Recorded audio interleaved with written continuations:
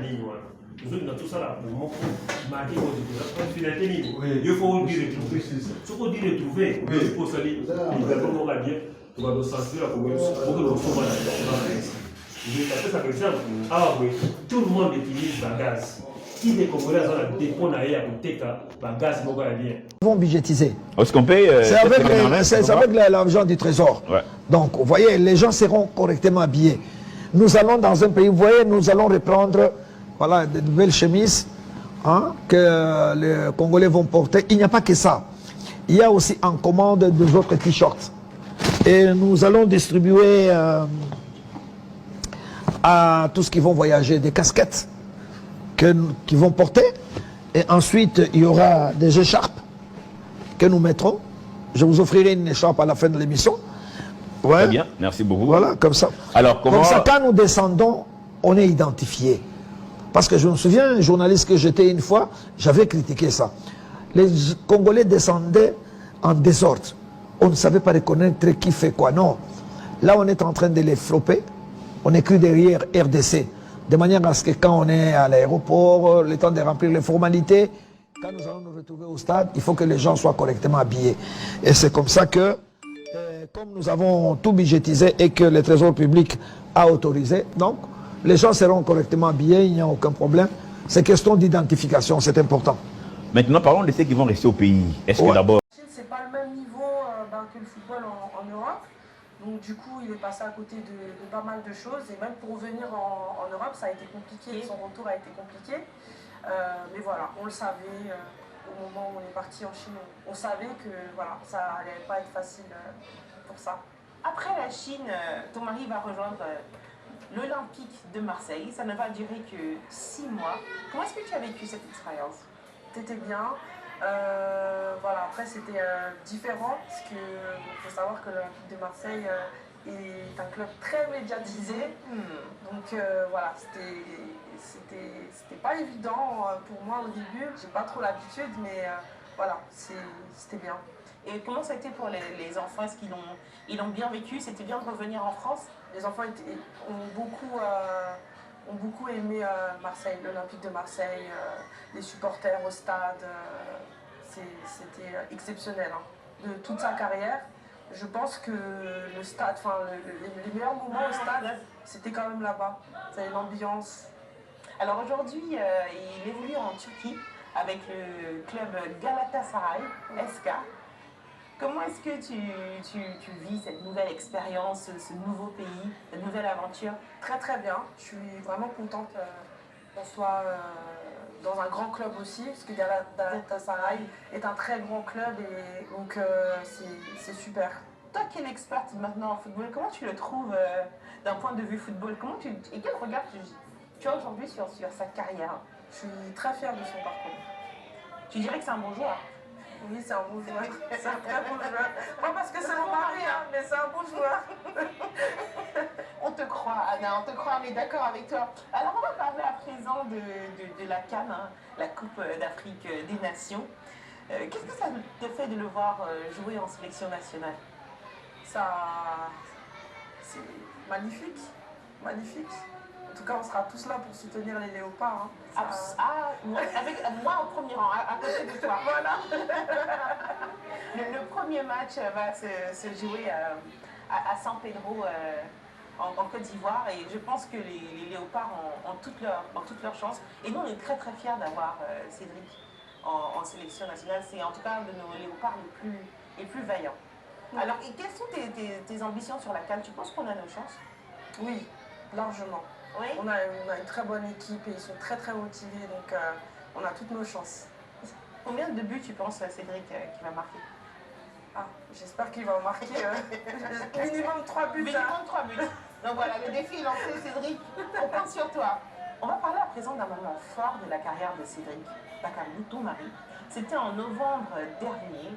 Le Galatasaray affronte le Bayern en Ligue des Champions. Alors c'est la toute première fois qu'il participe à cette prestigieuse compétition. Qu'est-ce que ça représente pour toi, pour lui, la Ligue des Champions?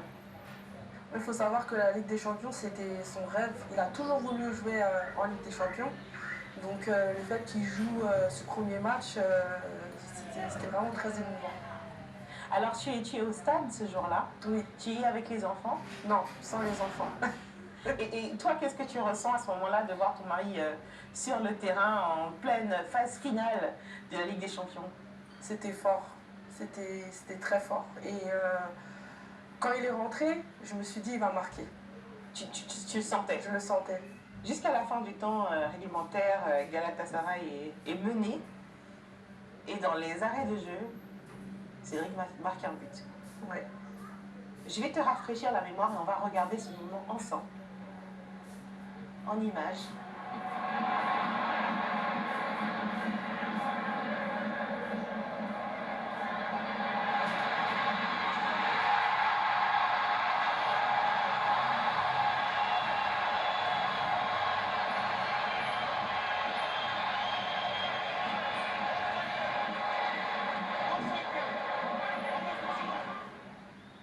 Alors, Cédric marque un but dans le temps additionnel. Quelle est ta réaction quand il marque? Ah, j'ai crié, hein. Ah, vraiment, j'ai crié. J'ai crié, je me suis dit, waouh, en fait, c'est son premier match en Ligue des Champions. Il rentre et il marque. J'étais vraiment très émue. Et qu'est-ce que tu lui dis à la fin du match? Comment tu lui dis bravo? Je lui ai dit, en fait, je lui ai dit, enfin, je lui ai dit, tu y es arrivé. Félicitations, tu as tout gagné. C'était son rêve de jouer en Ligue des Champions. Ouais. L'occasion ne s'était pas présentée avant, il a été en Chine. Est-ce que le fait de marquer ce but-là, à ce moment-là, c'est une belle revanche sur les opportunités qu'il aurait pu manquer avant? Oui, très belle revanche. Car avant, il aurait pu jouer en Ligue des Champions. Voilà, ça s'est pas fait, mais voilà, aujourd'hui, ça s'est fait et il a marqué. Donc, oui, très belle revanche. On va parler à présent réseaux sociaux. Tu es plus ou moins active sur les réseaux. Je te suis sur Instagram. Oui. Et je suis allée faire ma petite chouineuse. Je suis allée chercher quelques photos. On va regarder la toute première.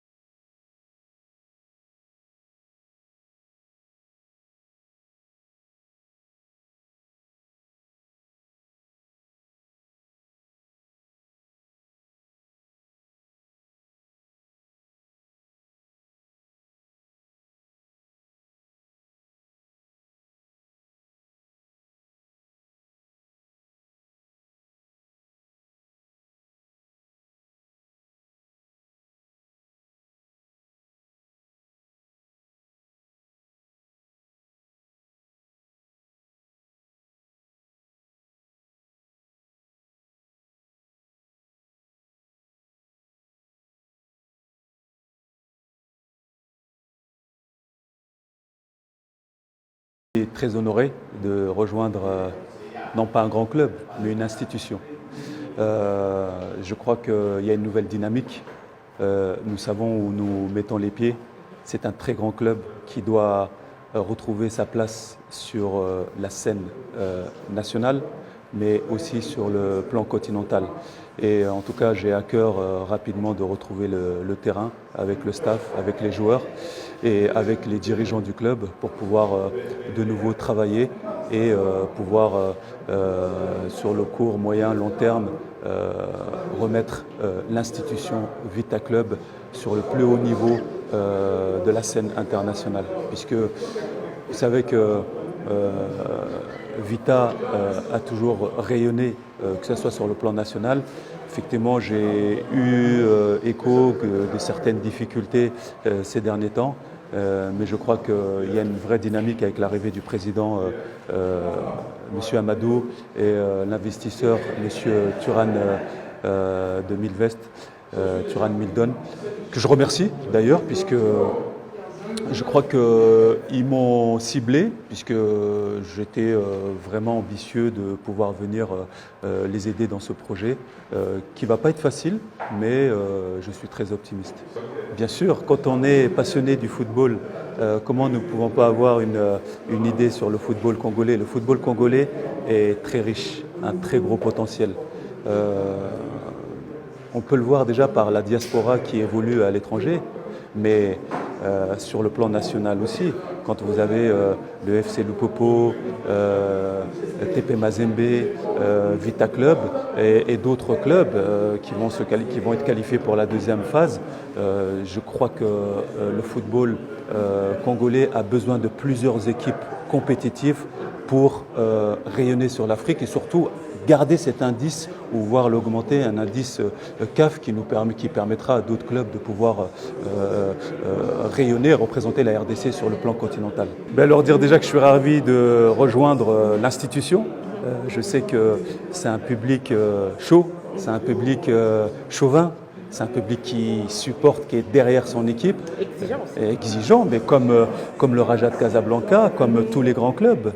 Et quand on met les pieds à Vita Club, on doit s'attendre à cette atmosphère-là. Mais je sais aussi que lorsque la dynamique est là, le public est un deuxième homme.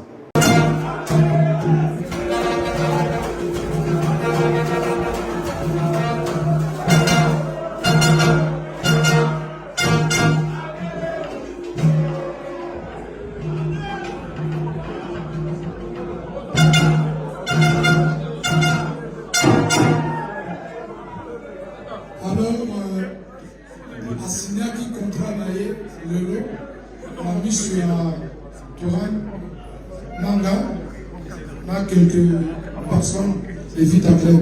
On a rompé ses paroles à sa destinée.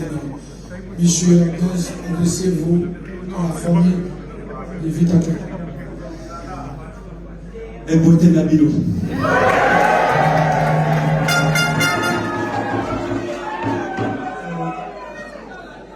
Bonsoir à tous. Avant de pouvoir me présenter, j'aimerais tout d'abord remercier le président Amadou Diaby, monsieur Turan et le Conseil des sages et tous les membres et les supporters pour la confiance que vous m'avez accordée pour pouvoir venir entraîner un tel club, grand club, pas un grand club, une institution. Une institution.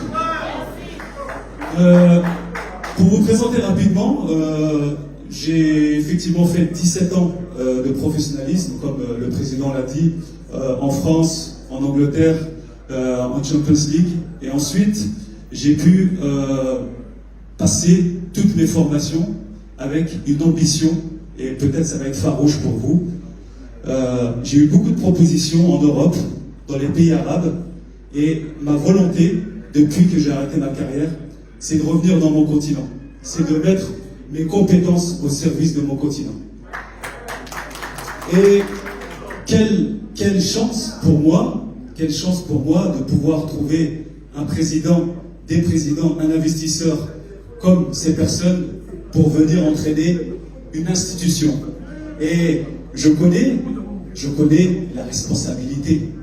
Je connais le devoir qui nous attend, puisque Vita Club est un grand club. Non seulement Vita Club doit rayonner sur le plan national, mais les objectifs de mes boss, de mes patrons, c'est de rayonner sur le plan intercontinental et de remettre Vita Club à la place où elle est.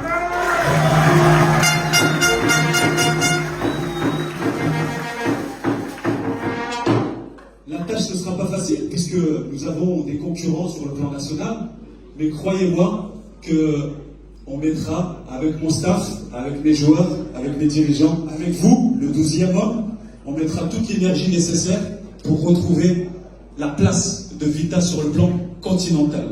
Et il y aura de la sueur, il y aura du travail, il y aura forcément, on demandera une organisation, parce que vous savez que Rome ne s'est pas construit en un jour. Un club professionnel, ça demande un peu de temps. Pourquoi? Pour construire les fondations. Vous l'avez connu avec mon ami Ebenye. qui a performé, et puis, quelques années après, comme les fondations ne sont pas solides, eh ben, on retourne dans le creux. Donc on ne veut pas commettre les mêmes erreurs. On veut construire des fondations solides avec une administration solide, avec un centre de formation, avec une équipe compétitive, avec un terrain qui nous appartient, avec une arena qu'on peut exploiter, avec un modèle économique. On veut construire un terrain d'entraînement, un camp d'entraînement. Pourquoi? Une équipe qui n'a pas de maison. Quelqu'un qui n'a pas de maison, qui termine son travail et vagabonde dans les rues parce qu'il ne trouve pas de maison. Comment voulez-vous qu'il soit performant? Donc l'objectif, c'est de construire un centre d'entraînement pour que les joueurs soient chez eux et qu'on puisse travailler avec beaucoup de professionnalisme.